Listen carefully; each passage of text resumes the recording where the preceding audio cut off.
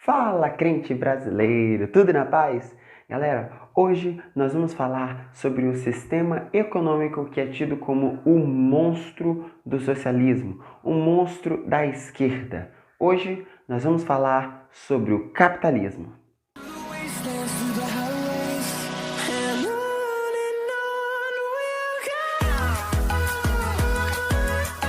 Havia dito, o capitalismo é um sistema econômico que surgiu na época ainda do feudalismo, onde a população era dividida entre a nobreza, o clero e a população. A nobreza, como nós já sabemos, eram os reis e os príncipes. O clero era a classe religiosa que detinha a fé entre o povo daquela época. E a população eram os camponeses, aqueles que trabalhavam na terra. Entretanto, surgiu uma nova classe, que era a burguesia, classe essa que detinha o comércio e a sua forma de lucro era vendendo os seus produtos. Essa classe cresceu exponencialmente dentro do feudalismo e passou a recorrer por mais direitos da mesma forma que a nobreza e o clero detinha.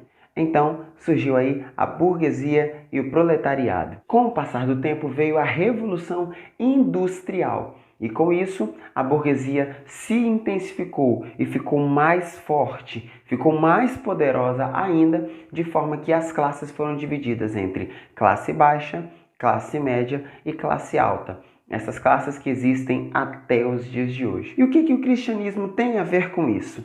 Isso é muito simples. Para entendermos o que o cristianismo tem a ver com o capitalismo, vamos primeiro às bases do capitalismo.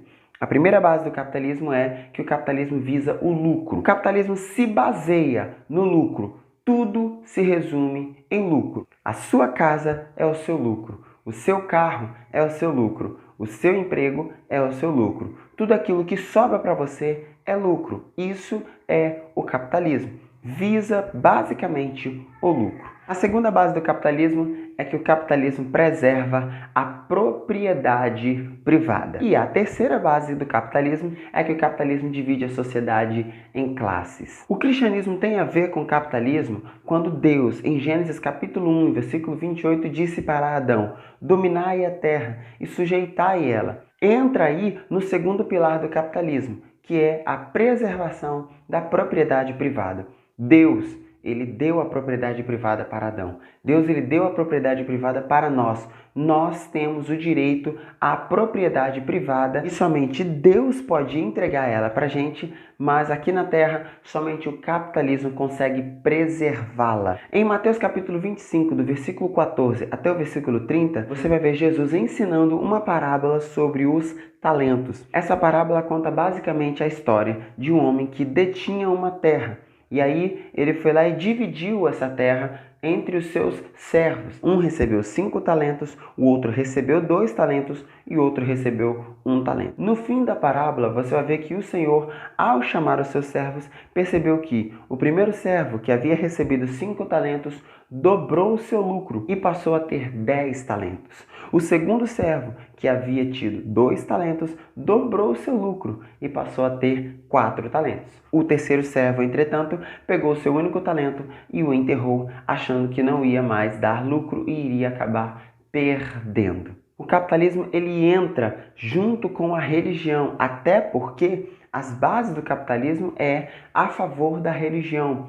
Segundo o capitalismo, você tem o direito de ser religioso, você tem o direito de frequentar a sua religião da maneira que você quiser. Você pode ser muçulmano, você pode ser cristão, você pode ser católico, você pode ser protestante, da maneira que você quiser, de acordo com o capitalismo. Entretanto, a Bíblia ela é bem categórica em dizer que o capitalismo visa o lucro.